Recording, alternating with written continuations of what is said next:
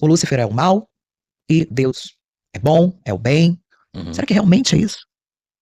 Quem é Lúcifer? Lúcifer era apenas um anjo? O mais belo? O poderoso? Não. Lúcifer era filho de Deus. Filho?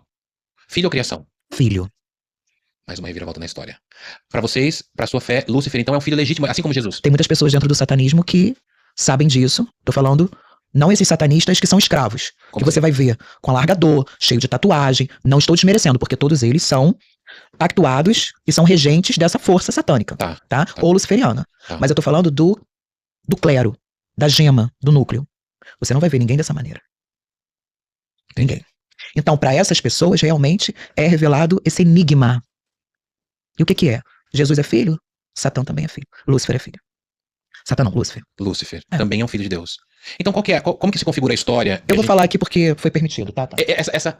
Foi permitido. Gente, eu tô amando, porque ela olhou pro Tata aqui e ele falou, foi permitido? Ela foi? Foi permitido, ela falou que eu posso falar. Ela quem? Me explica tudo. A minha bruxa, eu tenho uma bruxa que quando você vai pra dentro do satanismo, você tem espíritos guias que você recebe e também uma bruxa que ela vai te seguir. E a minha bruxa é a bruxa de Évora. Évora de Portugal? Ah, eu amo Évora. Eu fui lá na Capela mas você não queira ver ela, não. Não? Por quê? Porque ela é terrível. Ela é muito feia. É feia? Feia, a incorporação dela é muito feia. Ela dá pra incorporar? Sim, eu incorporo. Eu tenho esse poder da transmutação, né? Eu quero que você me conte a história da bruxa de então Évora. Mas antes da vamos bruxa... voltar lá pra Vamos Lúcifer, voltar né? Eu quero saber qual que é a sua versão de Lúcifer como filho de Deus. Eu vou falar a versão que ele me falou. Tá, que o próprio Lúcifer te contou. Sim. E que essas pessoas que estão lá dentro, algumas pessoas já falaram, relataram até isso dentro de grimórios secretos, dentro do clero é estudado sobre isso. Então vamos lá. Nunca ninguém falou isso aqui pra você, mas eu vou te contar. Não, nunca ninguém falou várias coisas que eu tô ouvindo de você. Mas eu vou te contar. Eu quero que você abra agora a sua mente. Já tá aberta. De uma forma de uma história que eu vou contar pra você. Vamos usar o nome de Deus, tá?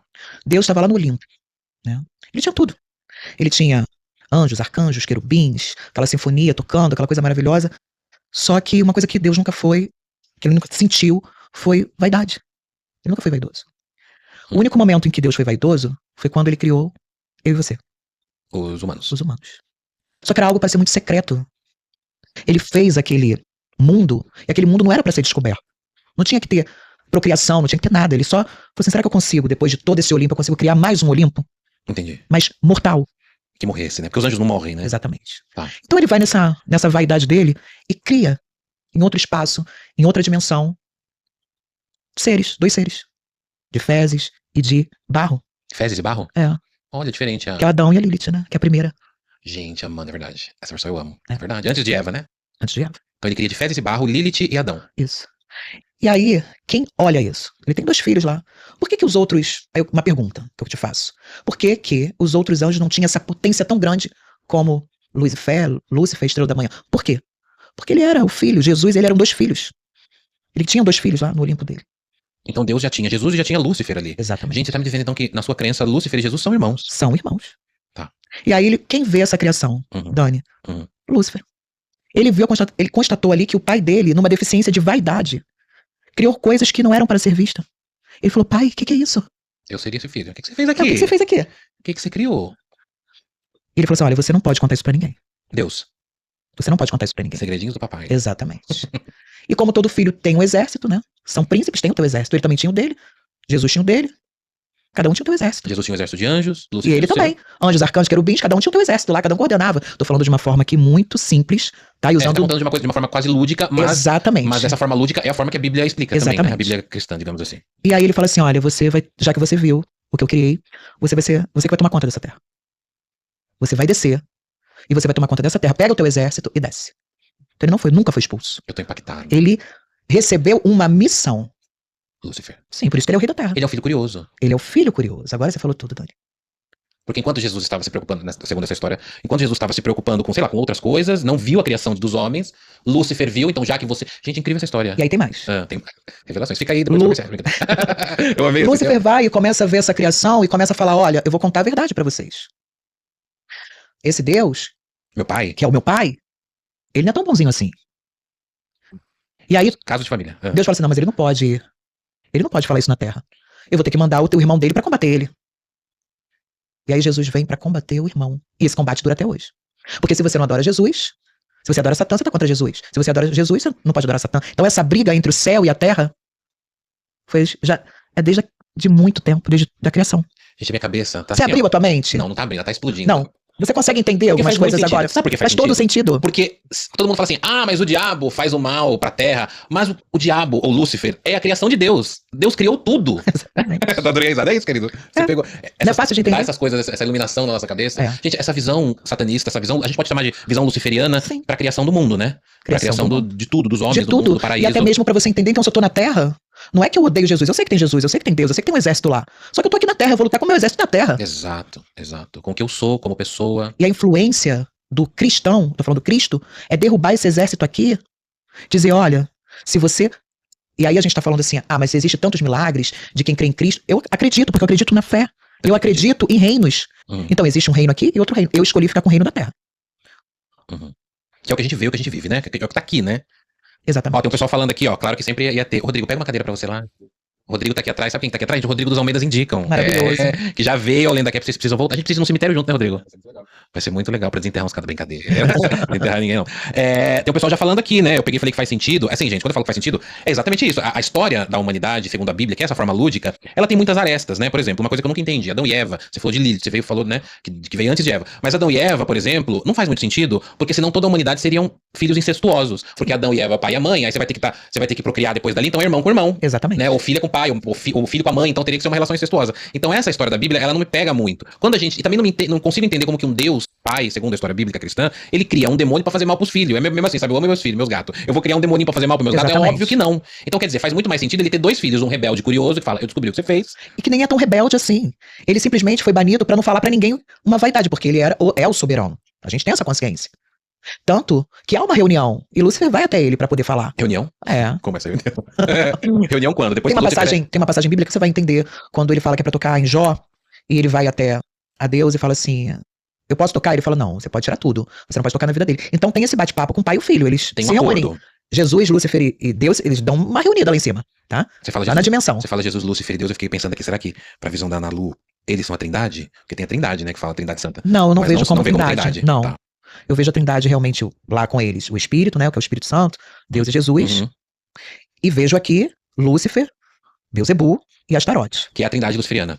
Entendi. O pessoal tá perguntando aqui de onde você tirou essa história. E eu também queria saber, essa história é uma história de fé da sua religião, né? Não, essa história, uma explicação. Ela é falada através da manifestação do seu Lúcifer, através de um ritual onde somente os sacerdotes se reúnem. Então é uma coisa meio igual se falam da Bíblia cristã. Inspiração divina pra escrever isso aqui. Essa história também foi Lúcifer que contou pra vocês que são luciferianos. Sim. Amém. Mas não é pra todo mundo que ele contou. Ele não vai pegar um pessoal que vai dar um sangue. Posso falar assim? Pode. Pode, não, pode. Você mostrar sangue, mas tá. Que dá o sangue, ou que vai matar um bode. Não é isso. Eu tô falando de ritos ocultos. E de milênios. Entendi. Que estão dentro dessa prática ritual do luciferianismo e do satanismo. Que é esse que você falou que lá na sua pré-adolescência, quando você é apresentada pra essa religião, vocês fizeram alguns ritos ali. Vários ritos que você não pode contar. Eu tenho 24 pactos. Você tem quantos pactos? 24 pactos. Como é isso de pacto? Você vai fazendo pactos para seus espíritos guias e para dentro de ritos secretos. Quero chegar já no pacto. Mas eu quero pegar a tua história lá do começo, porque foi maravilhosa. Então, quer dizer, você explicou que Lúcifer, ele escolhe ali, não sei se a gente pode falar um clã, mas um clã no sentido dele. Sim, é um clã, né? É um grupo seleto de pessoas, pessoas escolhidas pelo próprio Lúcifer. A gente pode falar que ele é o Deus da religião? Sim. O seu senhor, né? Ele é o Todo-Poderoso. Ele é o rei, né?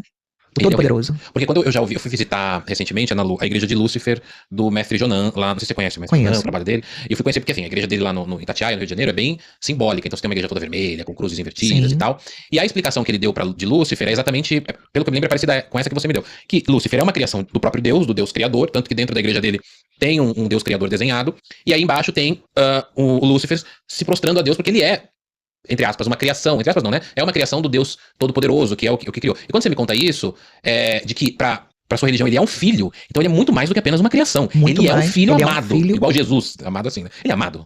Ele é amado, senão ele teria sido destruído. Verdade, Deus podia destruir, né? Ele não o fez. Não fez. Não fez porque ele não pode destruir ele mesmo, né? Porque forte isso. É a imagem e semelhança dele tudo que foi criado aqui. Então como que ele vai destruir ele mesmo? Por que ele não destrói a humanidade? Porque foi dessa força, dessa vaidade. Nós somos co-criadores. Eu falo isso pros meus filhos. Vocês não sabem o poder que vocês têm de co-criação. Vocês vêm de uma criação. Fiquei pensando agora como deve ser ter uma mãe satanista. Deve ser incrível, assim. Porque eles gostam muito. Eles gostam. Ele fala pros outros que a minha mãe é satanista, sua não é. Eles gostam muito porque meus filhos, nenhum deles são da religião, então, meus filhos biológicos, tá? Ah, os filhos biológicos não são do satanismo? Não. Eu tenho uma filha cristã, tenho um filho... chocado. Tenho uma filha cristã que é uma gracinha. Tem o Gabriel, que ele é metá-metá. Tem o Matheus, que... Ele é o quê? Metade? Ele vai, mas tem um pouco assim. Pô, o Matheus tem um pouco mais de resistência. Mas eu também não insisto, né? Porque é um chamado, é uma missão. E eu respeito muito as pessoas. Eu acho que o respeito, ele vem acima de tudo. Você não é aquela mãe que fica, se você não for na palavra de Lúcifer... Não, de jeito nenhum. Porque tem o contrário, né? Eles presenciam coisas muito fortes. Desde pequeno. Entendi. Desde pequenininho, né? Então, desde quando você foi... Só sem querer cortar, mas só pra eu não perder o fio. Desde quando você teve eles, você já era satanista. Então você começa dos 12 e vai embora. Vou, 35 anos já, né? São 35 anos de prática. Hoje, depois de passar por algumas situações bem complicadas na minha saúde, e até mesmo por uma rebelião, né? De não querer levar tudo isso. Que eu deixei tudo, né, Dani? Deixei a minha vida secular toda pra poder servir e cuidar de vidas. É uma entrega, né? É uma entrega. Então essa entrega que tinha que ter sido aos meus 20 anos, foi de alguns anos pra cá. Não deixei de ser. Não deixei de fazer rituais, não deixei de entender isso como a minha vida, mas iniciar, cuidar, limpar, direcionar, foi depois de muitos problemas de saúde. Eu tive câncer e fui curada. E depois de um tempo, tive uma lesão muito séria no intestino, e eu falei, o porquê que isso tá acontecendo? E eles vieram, né? E veio aquela comitiva e falou, porque até quando você vai lutar pra entregar essa missão, entregar essa verdade? Isso que eu tô falando aqui, claro que vou sofrer críticas, ela tá inventando, que loucura é essa? Mas é algo que eu vivo, que eu vivi, e muitos anos de prática. Então, eu resolvi ter essa prática e levar isso, é uma condição de vida, não é mais, não tem como remediar. Não tem como voltar atrás, não quero mais. Nunca mais. Não tem, né? Eu pergunto isso porque essa ideia de que a gente tem, né, uma mãe que tem filhos, uma mãe satanista, que você falou que a sua filha é cristã, e tem outros filhos que ficam ali meio, né? A gente tem essa visão da mãe e do pai na nossa vida, né? Principalmente da mãe, né? Falo mais pelo meu caso, assim, daquela que leva a gente pra igreja, que quer, se você não seguir a palavra de Jesus e de Deus, tem que tomar um pouco de cuidado. E quando a gente tem uma figura, no seu caso, de uma mãe satanista, né? Você vê que, pelo que você me falou, não tem essa cobrança, então, nunca. Né? Eles me respeitam muito. E quando passam por alguma situação complicada, mãe, o que tá acontecendo? Eu falo, você quer realmente quer que eu veja o que tá acontecendo? Quero. Eu falei, tudo bem, então, o que eu puder ajudar aqui, eu vou te ajudar. Então tem esse respeito, tem essa procura, quando eles têm a necessidade, né? Eu tenho um meu filho lá, que ele tem um malandro maravilhoso, e que eu falo, você tem que cuidar do teu malandro. Malandro é uma entidade guia que tá com ele. É um Exu. É um Exu. É seu Zé Pilintra. E eu falo, você tem que cuidar do teu malandro. E ele fala, mãe, eu vou cuidar nada, mas eu cuido pra ele, aí dá tudo certo. E aí, então agora eu queria entender um pouco nesse fundamento dentro do satanismo, porque assim, o satanismo, ele é uma religião? Ele é uma seita. É uma seita. Tá. E como seita, qual é essa configuração? A gente tem sacerdotes, a gente tem figuras importantes ali. Como é que é a configuração de uma seita? Por exemplo, na igreja católica tem um padre, tem um bispo, tem um papa. Como que é a seita do satanismo? Tem os líderes? Como é que é? São líderes, né? Sacerdotes. Tem o Papa Negro, que é o... que em cada clã... Negro? Negro no sentido de... Não que ele é negro. Não, no sentido da escuridão. Ele tá sentado ali... Ele já chegou ao alto grau da magia negra. Entendi. E é uma pessoa. É uma pessoa. É uma pessoa, tá. É uma pessoa que vai coordenar todos esses sacerdotes, né? Que podem ser sacerdotisas e sacerdotes. E como que você chega a sacerdote ou sacerdotisa? Passando por todos os graus de magia. Então você vai necromancia, cartomancia, viagem astral. Já gostei. Rituais de pactos, telepatia. Então, todos esses rituais e todas essas práticas, eu faço parte. Eu amei o primeiro. Necromancia é comunicação com os mortos. Exatamente. E como que é? Você sabia que todos nós podemos fazer isso? Eu amo. Tem um Ouija tatuado aqui, que pra mim é tem um Ouija ali em cima também, tem um Ouija aí. Eu gosto muito do Ouija, Ana Lu, porque ele é eu acho que ele é o tabuleiro, né, que desperta mais a curiosidade da galera, e é o que eu mais ouço, assim, não joguem. Mas o Ouija, o verdadeiro Ouija, ele é feito até com pele. Jura? Então você tem que fazer a banição depois que você termina, para aquele espírito que a gente chama dentro da quimbanda de Egum e Quiumba, não ficar te puxando. É um espelho que quebra, é um carro que quebra. Você vai pra algum lugar, não tá dando certo. Por que não tá dando certo aqui? Porque tem alguém enchendo o saco invisível. Exatamente. E são espíritos de pessoas. De pessoas desencarnadas que não conseguiram essa evolução, essa passagem, né? Muitas pessoas com vícios, muitas pessoas que estão apegadas a lugares geográficos, a casas. Eu conquistei essa casa aqui com tanto sacrifício que eu vou... Enfim, eu vou assombrar esse estúdio, com certeza. Ninguém vai entrar aqui no futuro. Brincadeira, eu quero seguir a luz, quero gravar podcast. Então a necromancia, ela é muito... Quase todo mundo tem esse dom de necromancia. Você vai dentro de uma calunga, dentro de um campo santo, que é o cemitério, você tá ali conversando de repente com aquele teu ente querido, passa uma pessoa que não é uma pessoa, é um espírito ali que se manifesta. Ele pegou a tua energia ali, ele se transfigurou, e ele vai falar com você. Então, quase todo mundo consegue ter esse dom. Ai, Ana Lu, eu já joguei muito Ouija, já joguei jogo do copo, já joguei compasso, já fiz ritual do espelho, adoro, eu amo espelhos. Mas eu nunca vi nada corpóreo, né, que a gente fala que mas sentiu a presença? Então, a gente sente no sentido de... É que eu ando muito cético, porque eu sempre quero jogar com alguém pra ver como que a pessoa reage àquilo. Então, eu já senti, digamos assim, essa energia ou essa presença, porque as outras pessoas ficaram muito tensas. Aí você começa a sentir aquele a energia da outra. Ambiente pesar, né? Mas eu sempre gosto muito de jogar, porque eu sou essa pessoa curiosa, assim, que quer jogar. Quando você fala de necromancia, então, a necromancia, que é esse contato com os mortos, ela é uma etapa que quem entra pro satanismo vai ter que passar e vai ter que aprender esses rituais. Você aprende inúmeros rituais pra você chegar a uma sacerdotisa, que é o que eu sou hoje. Então você passou, claro, por esses... Muitos processos. Eu sei que tem uns que não podem falar, mas tem algum que você pode falar, assim, por exemplo, quando a gente começa a falar de necromancia, conversar com os mortos, tem um rito assim assado. Muito curioso eu, né? Deixa eu ver. O Ouija nunca passou pra vocês, não, né? Sim. O Ouija já passou também? Mais o verdadeiro Ouija, né? Que é isso que você falou que é feito de... Eu não sabia que tinha um Ouija de pele humana.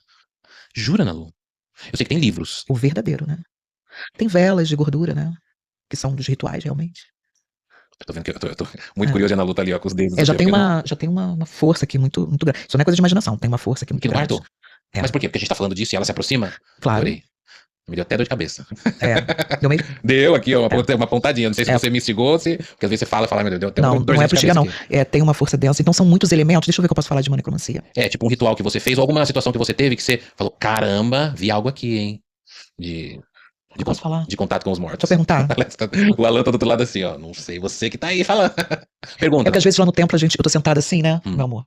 E aí vem umas histórias que ele fala assim, você tá contando isso? Mas você pode contar? Eu falei, mas eles têm que crescer. Eles têm que saber, né? Meus filhos estão sabendo aí. Vocês têm que crescer, vocês têm que saber onde que vocês estão. Não, porque é o que eu tô te falando. Eu não sou satanista, mas eu tenho muita curiosidade pra saber, por exemplo... então eu vou falar uma coisa aqui. Como é um rito de necromancia dentro do satanismo. Vai. Pra você poder ter um poder muito grande de clarividência. Tá. Você tem que comer um pedacinho de carne.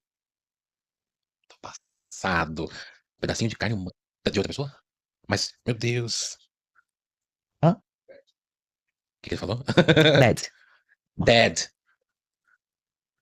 E você, claro, passou por isso. O Alan fez assim, ó. Óbvio. Jura? Eu tô passado, chocado. Nem tem aquele meme que fala assim, tô passado, chocado.